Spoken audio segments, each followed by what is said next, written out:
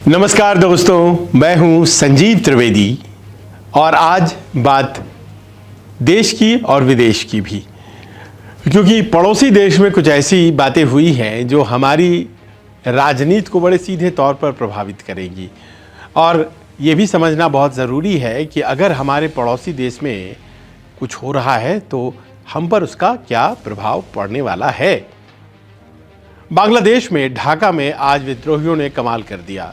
जिस तरह से सड़कों पर वो चल रहे थे, मदमस्त हाथी की तरह चलते हुए पहुंच गए वो गण भवन में, जो कि प्रधानमंत्री का निवास था। और प्रधानमंत्री के निवास के भीतर जाकर वो तस्वीरें आप तक भी पहुंची होंगी कि किस तरह से उनके कमरे में पहुंचकर और उनके किचन में पहुंचकर जो वहां पर मचा तांडव। और नतीजा ये हुआ कि प्रधानमंत्री को देश छोड़कर भागना पड़ गया। आखिर बांग्लादेश के प्रधानमंत्री को देश छोड़कर भागना क्यों पड़ गया? वो प्रधानमंत्री जो कि पिछले 20 सालों से प्रधानमंत्री थी और साथ ही साथ उनके पिता बंगबंधु शेख मुजीबुर रहमान की भूमिका बांग्लादेश के निर्माण में थी। तो फिर ऐसी क्या आफत आन पड़ी, क्या स्थिति ऐसी आ गई कि आज ये हालात हैं कि उन्हें अपना ही देश छोड़कर जाना पड़ा। और साथ ही कि अगर बांग्लादेश में ये सब कुछ हुआ है तो फिर हमारे देश में इसका क्या असर हो सकता है। आखिर बात तो पड़ोसी मुल्क की है। जी नहीं, बात सिर्फ पड़ोसी मुल्क की नहीं है, बात तो बांग्लादेश की है। बात उस बांग्लादेश की है जो सन 47 के पहले हमारा ही देश था। और बात उन लोगों की है जो ज्योग्राफी, भूगोल से तो हमसे अलग हैं, अलग देश हैं, लेकिन उनकी रिवायतें, उनके सोचने का तरीका, उनके चेहरे, उनकी बातें, उनकी भाषा, उनकी गालियाँ, सब कुछ हमारे जैसे ही हैं। और अगर ऐसा है तो फिर जाहिर है कि हमारा एक ऐसा कनेक्ट है, वो कनेक्ट जो कि आने वाले दिनों में हमारी सियासत को भी प्रभावित कर सकता है। तो बात पहले इस बात की कि आखिरकार ऐसा हुआ कैसे, क्यों हुआ, ये जानने के लिए बहुत लोग उत्सुक हैं कि एक दिन में तो कोई इतना बड़ा विद्रोह नहीं हो सकता है। देखिए, बांग्लादेश की सियासत में दो पार्टियां हैं। एक पार्टी जो सत्ता में थी, दूसरी पार्टी जो विपक्ष में है लेकिन नहीं भी है, यानी कि वो विपक्ष में है लेकिन इलेक्शन में पार्ट नहीं लेती है। वो विपक्ष में है लेकिन उसके नेता या तो नज़रबंद हैं या फिर विदेशों में भागे हुए हैं। तो संसद में अमूमन आपको केवल सत्ता पक्ष दिखेगा। भारत की तरह नहीं है कि वहाँ विपक्ष भी दिखेगा और सत्ता पक्ष भी दिखेगा, क्योंकि वो इलेक्शन ही नहीं लड़ते हैं। आवामी लीग वहाँ की सत्ताधारी पार्टी का नाम है, जिसकी सरपरस्त थी खालिदा जिया, माफ़ करें, शेख हसीना वाजिद। शेख हसीना जो कि अब बांग्लादेश से भगोड़ी प्रधानमंत्री बन चुकी हैं। उनकी पार्टी आवामी लीग सत्ता में 15-20 वर्षों से, और उनके विरोध में बांग्लादेश नेशनलिस्ट पार्टी खालिदा जिया जेल में नज़रबंद, और उनके बेटे तारिक वो लंदन में, दोनों किसी न किसी केस में सज़ा पाए हुए। तारिक भागे हुए और खालिदा जिया अपने घर में हाउस अरेस्ट, क्योंकि उन्हें सज़ा दे दी गई है। और ऐसे में जाहिर है उनकी पार्टी अपने तरीके से चल रही है, लेकिन वो इलेक्शंस में भाग नहीं लेती है। इस बार 7 जनवरी को वहाँ चुनाव थे। मैं चुनाव कवर करने गया हुआ था। ढाका की सड़कों पर जो पोलिंग बूथ थे वहाँ मैंने जाकर के देखा तो मैंने पाया यही कि उन चुनाव में केवल और केवल सत्ता पक्ष के लोग वोट दे रहे हैं। आवामी लीग और उसके समर्थक जितने भी हैं वही वोट देने आ रहे हैं। जो विपक्ष यानी कि बांग्लादेश नेशनलिस्ट पार्टी यानी कि खालिदा जिया की पार्टी, उसके लोग दूर में खड़े हैं या फिर घरों में हैं। और पुलिस की इतनी सख्त ड्यूटी कि कोई भी विरोधी, कोई भी ऐसी बात जो कि वहाँ की शांति को भंग करे और सरकार के खिलाफ जाए, एकदम नहीं। इसके अलावा नतीजे भी जब आने शुरू हुए तो हम लोगों ने देखा कि वहाँ पर ज़बरदस्त तरीके से जीत जो है वो आवामी लीग की होती चली जा रही है। एक के बाद एक सारे कैंडिडेट उनके ही जीत गए। जीतने ही थे क्योंकि विपक्ष में कोई था ही नहीं। पर ये जो एब्सेंस ऑफ अपोजिशन है, विपक्ष की कमी है, इसका एक असर हो रहा था देश में। देखिए, इस बात को महसूस करिए कि ऑपोजिशन की अपनी एक भूमिका होती है, वो प्रेशर कुकर में सेफ्टी वाल्व की तरह होता है। वो उन भावनाओं को जगह देता है जो सत्ता पक्ष के द्वारा नहीं वो एक्सप्रेशन पा रही हैं, वो नहीं पा रही हैं उस तरह से जगह जो कि उनको चाहिए। तो ऐसे में विपक्ष उन भावनाओं को जगह देता है और इसीलिए कहा जाता है कि अगर लोकतंत्र है तो फिर विपक्ष, एक मजबूत विपक्ष होना ज़रूरी है और उसकी बातों को भी समय समय पर मानते रहना चाहिए। बांग्लादेश में ये नहीं हो रहा था। बांग्लादेश से हमें कुछ सीख नहीं लेने की ज़रूरत है, लेकिन बांग्लादेश को ऑब्ज़र्व करने की ज़रूरत है। बांग्लादेश, क्योंकि ये अपने आप में तय है कि भारत से बहुत ज़्यादा जुड़ा हुआ था, वहाँ पर जो भी रिएक्शंस हो रही थी उसमें बहुत सी रिएक्शंस ऑर्गेनिक हैं, मतलब ये स्वतः स्फूर्त हैं, खुद से हुई हैं। लोग बाग नाराज़ थे शेख हसीना की सरकार से, एक के बाद एक बार बार वो सत्ता में आ रही थी और उन पर आरोप लग रहे थे कि आप चुनाव को रिग कर रही हैं, मैनिपुलेट कर रही हैं और इसीलिए आप सत्ता में आ रही हैं। और इस तरह के आरोप तब लगे जब चुनाव का बहिष्कार कर दिया विपक्ष ने, और उस बहिष्कार के बाद उनकी जो बहुमत थी वो मीनिंगलेस हो गई, अर्थहीन हो गई, और उस अर्थहीन मीनिंगलेस बहुमत पर वो शासन कर रही थी। और ऐसे में मौका मिला कट्टरपंथियों को उस समाज में प्रवेश करने का और लोगों की भावनाएं जो आहत थी उन्हें अपने तरीके से घुमाने का। और पाया यही गया कि जमात इस्लामी को भले ही शेख हसीना सत्ता में रहते हुए प्रधानमंत्री शेख हसीना उन्होंने बैन कर रखा था, लेकिन वो सक्रिय थे, ज़मीन पर सक्रिय थे, उन लोगों के बीच सक्रिय थे जो शेख हसीना का विरोध करते थे। और जमात इस्लामी और बीएनपी जो कि राजनीतिक दल सबसे प्रबल विरोधी रही है शेख हसीना की, जैसा कि हमने बताया खालिदा जिया की पार्टी, इन दोनों पार्टियों के बीच वो काम करने लगे। और कई दफ़े हम लोगों ने कई घटनाएं देखी जो कि ऐसा लगा जैसे कट्टरपंथ जो पाँव पसार रहा है उसका ही द्योतक है। अभी कुछ साल ही हुए हैं, बांग्लादेश के ढाका में एक बहुत ही अच्छी सोसाइटी है गुलशन सोसाइटी में एक कैफ़े, और वो कैफ़े जहाँ पर यह कट्टरपंथ की घटना सामने आई थी, जब रात भर वहाँ कैफ़े में बैठे हुए लोगों को रखा गया था बंदी बना करके कट्टरपंथियों के द्वारा।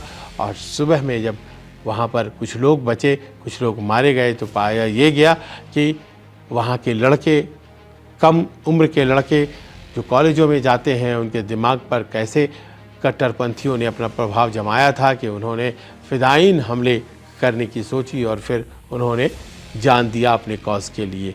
और ये अपने आप में चिंता की बात थी कि इस तरह से अगर हो रहा है बांग्लादेश में तो क्या ये भारत के लिए बहुत चिंता की बात नहीं है। 4000 किलोमीटर का हमारा दायरा है बॉर्डर का, हम दोनों के बॉर्डर बांग्लादेश और भारत के एक दूसरे से 4000 किलोमीटर मिलते हैं। कई जगहों पर पोरस है, बहुत आसानी से बांग्लादेशी भारत में घुस जाते हैं। बहुत जगहों पर बीएसएफ निगरानी कर रही है, और किसी भी तरह के लोग अगर घुस आते हैं तो फिर हमारे लिए तो बहुत मुश्किल हो जाती है ये बात, क्योंकि हमारे पास संसाधनों की इतनी ज़्यादा बहुतायत नहीं है कि हम दूसरे के देशों के पॉपुलेशन का ख्याल रख पाएँ। रोहिंग्यास की समस्या वैसे ही बांग्लादेश के ज़रिए हमारे पास आती रही है, म्यांमार के ज़रिए आती रही है, तो हमारे लिए तो वहाँ एक शांत बांग्लादेशी ज़रूरी था। लेकिन जब ये हो गया कि इस बार भी चुनाव जीत गई शेख हसीना, और उसके बाद ये हो गया कि अब तो कोई रास्ता नहीं रह गया, और उस दूसरी तरफ से कट्टरपंथी इस बात को बार बार महसूस करा रहे थे लोगों को कि आपके लिए सड़कों पर उतरने के अलावा और कोई रास्ता नहीं है। एक हालात भी ऐसे बन गए कि जिसमें कि संसद में तो केवल सत्ताधारी हैं, तो सड़क ही बची थी जो कि विपक्ष के लोग थे, और सड़कों पर तांडव आए दिन वहाँ होने लगा। कुछ दिन पहले एक गलती हो गई, रणनीतिक गलती, जो कि शेख हसीना से हुई, और वो गलती ये थी कि उन्होंने आरक्षण को अपने शासन को बढ़ाने के लिए इस्तेमाल करने की सोची। आरक्षण उन्होंने कैसे दिया, वहाँ तो सब मुस्लिम हैं, तो फिर आरक्षण किस तरह से दिया जाए, वहाँ पर बैकवर्ड फॉरवर्ड का मसला था नहीं, तो एक नया तरीका निकाला गया। ये तरीका निकाला गया कि 50 साल पहले जिन लोगों ने बांग्लादेश के स्वतंत्रता संग्राम में भाग लिया था। और आपको याद है किस तरह से बांग्लादेश का स्वतंत्रता संग्राम मुजीबुर रहमान, जो कि बंगबंधु कहलाए, उनके नेतृत्व में चला था और उसमें भारत ने अपनी अहम भूमिका निभाई थी। तत्कालीन प्रधानमंत्री इंदिरा गांधी ने शेख मुजीबुर रहमान का साथ दिया था और पाकिस्तान की सेनाओं को मार भगाया था और इस तरह से ईस्ट पाकिस्तान जो था वो बांग्लादेश बनकर उभरा था और पहले राष्ट्रपति और फिर बाद में प्रधानमंत्री बने थे शेख मुजीबुर रहमान। तो उनकी जो सहायता की थी भारत ने उसके लिए, वो हमेशा भारत के शुक्रगुजार रहे और उनकी पार्टी अवामी लीग, जो कि बाद में शेख हसीना की पार्टी बनी, उसके कार्डर्स हमेशा भारत के लिए शुक्रगुजार रहा करते थे। तो फिर ऐसे में जबकि शेख हसीना की पार्टी ही केवल एक ऐसी पार्टी थी अवामी लीग जो कि संसद में थी, सड़क पर शेख हसीना के विरोधी थे, ये कट्टरपंथ के लोगों का वैचारिक जो दबाव बना, तो ऐसा लगा जैसे कि शेख हसीना के खिलाफ एक माहौल बन रहा है। वो माहौल बनता चला गया और जिस गलती की हम लोग बात कर रहे थे कि वो गलती थी आरक्षण की, और आरक्षण किन के लिए उन्होंने कर दिया? उनके लिए जिन्होंने 50 साल पहले भाग लिया था आज़ादी की लड़ाई में। जो बांग्लादेश की आज़ादी की लड़ाई, ईस्ट पाकिस्तान की लड़ाई जो वेस्ट पाकिस्तान से लड़ी गई थी। शेख मुजीब को बहुमत आ गया था, फिर भी उन्हें इस्लामाबाद जाकर के सरकार बनाने नहीं दिया गया था। और ऐसे में क्या पाकिस्तान, जब आप हमें बंगाली मुस्लिम्स को देते ही नहीं है सरकार बनाने, ये बोल करके पंजाबी मुसलमानों के खिलाफ ज़बरदस्त विद्रोह हुआ ईस्ट पाकिस्तान में और ईस्ट पाकिस्तान बांग्लादेश बना, भारत का समर्थन हुआ।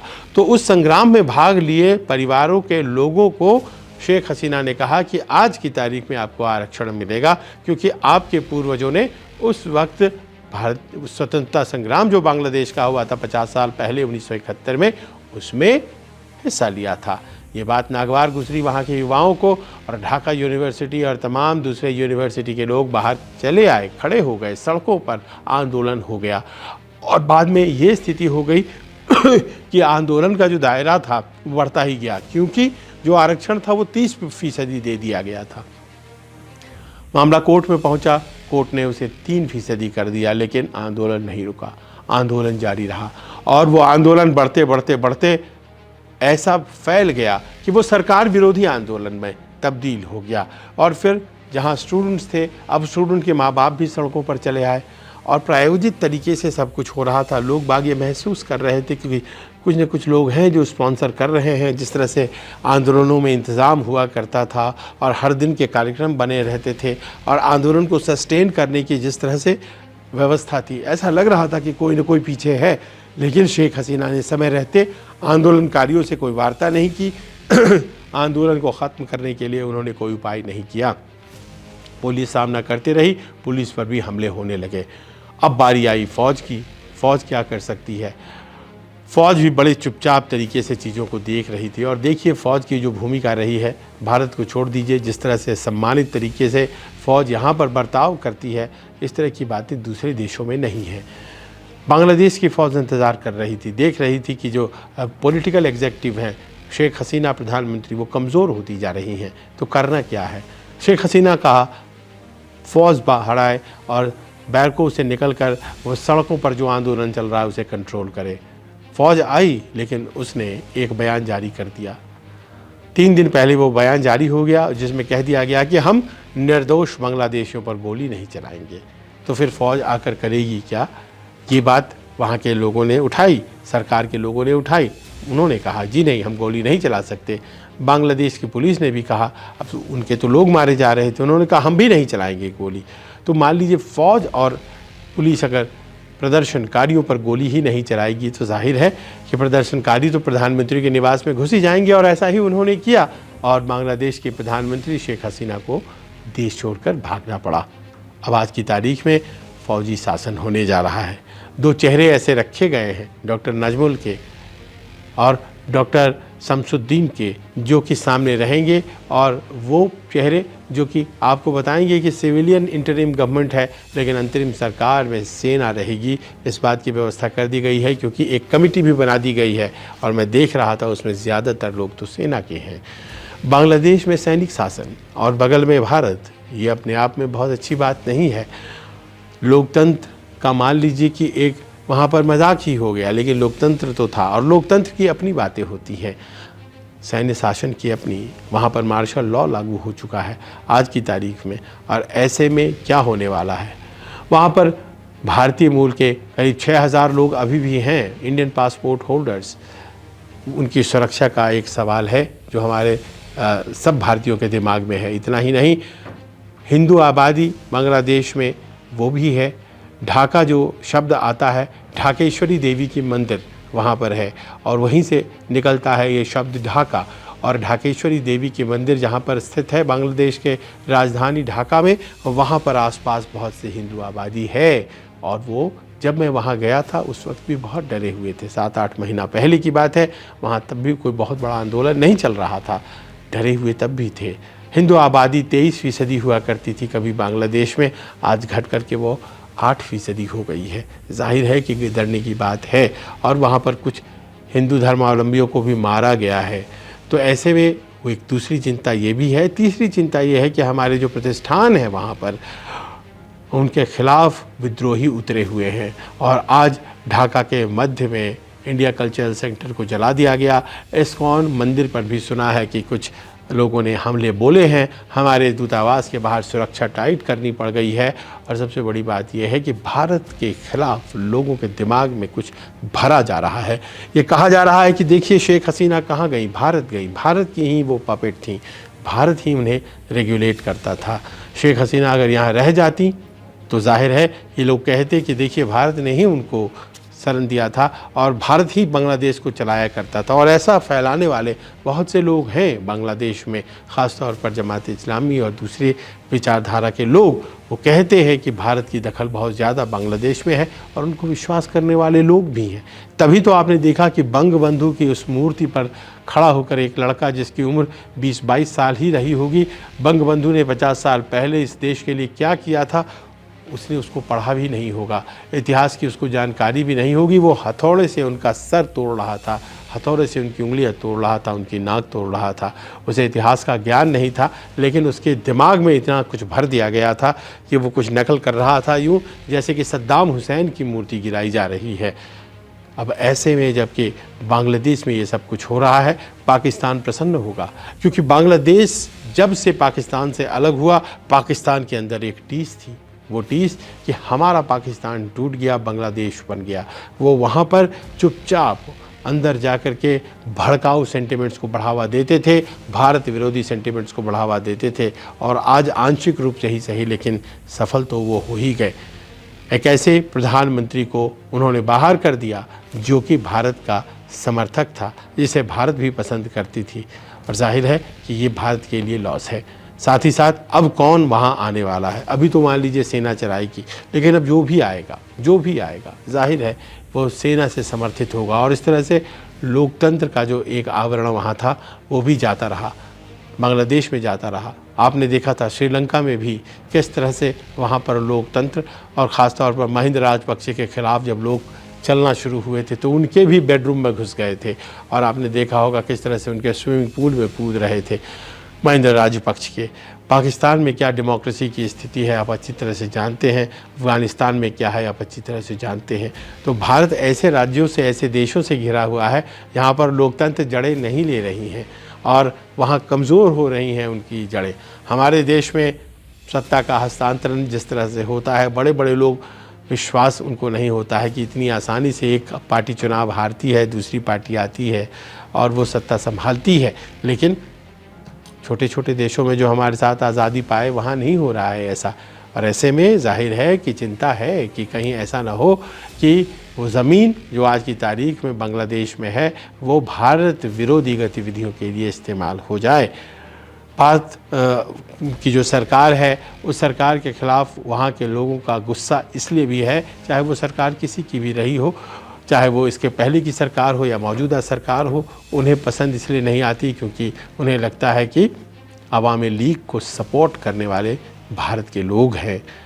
प्रधानमंत्री मोदी ने बहुत ज़बरदस्त तरीके से बांग्लादेश के साथ मित्रता बढ़ाई थी और अपने सभी शपथ ग्रहण में शेख हसीना को बुलाया था। ये भी नाराज़गी की वजह है और साथ ही साथ नाराज़गी की वजह ये भी है कि बांग्लादेशियों को लगता है कि वहाँ की अर्थव्यवस्था पर भारत का कंट्रोल है, जो कि इस तरह से है भी नहीं। बहुत अच्छा आर्थिक प्रगति बांग्लादेश कर रहा था, साउथ एशिया में दूसरी बड़ी इकॉनमी के तौर पर उसका नाम था। तो ऐसे में फिर क्या दिक्कत थी, पाकिस्तान से वो बेहतर कर रहा था। पर फिर भी ये बात वहाँ पर है कि भारत शेख हसीना का समर्थक था। भारत ही दरअसल शेख हसीना को पद और कुर्सी पर रखे हुआ था। वहाँ के नए लड़के, वहाँ के क्रांतिकारी, वहाँ के वकील, डॉक्टर जो युवा हैं, उन युवाओं का ही आंदोलन है और वो पृष्ठभूमि को जानते नहीं हैं। लिहाजा भारत को बहुत मेहनत करनी पड़ेगी। संसद में बयान आएगा, विदेश मंत्री का बयान आएगा और पता चलेगा कि भारत क्या मानता है इस पूरी गतिविधियों को लेकर। लेकिन अंदाज़ा इसी बात का है कि भारत के लिए वहाँ की सरकार अहम है, व्यक्ति अहम नहीं है, होनी भी नहीं चाहिए। जो भी सरकार रहेगी, भारत उसके साथ अपने कूटनीतिक संबंध अगर रख सकता है तो रखेगा, अगर वो रखना नहीं चाहते हैं तो नहीं रखेगा। लेकिन किसी व्यक्ति के ऊपर आलंबित होकर के कूटनीति नहीं होती है। लिहाजा ये गलती कतई नहीं भारत से होगी। हाँ, ये ज़रूर है कि भारत के प्रति बांग्लादेश में, ढाका में सेंटिमेंट्स जो हैं वो पॉजिटिव हों, इसके लिए प्रयास हमें ही करना होगा। कैसा लगा आपको ये न्यूज़ वीडियो? अपने कमेंट्स लिखिए, हमें बताइए कि बांग्लादेश में जो हो रहा है उस बारे में आप क्या सोचते हैं। नमस्कार। नमस्कार, मैं हूं मानक गुप्ता। अगर आपको हमारा ये वीडियो पसंद आया हो तो इसे लाइक और शेयर जरूर करें और हाँ, हमें सब्सक्राइब और फॉलो करना ना भूलें ताकि आप देश और दुनिया की कोई खबर मिस ना करें। तो जुड़े रहिए हमारे साथ और देखते रहिए News 24।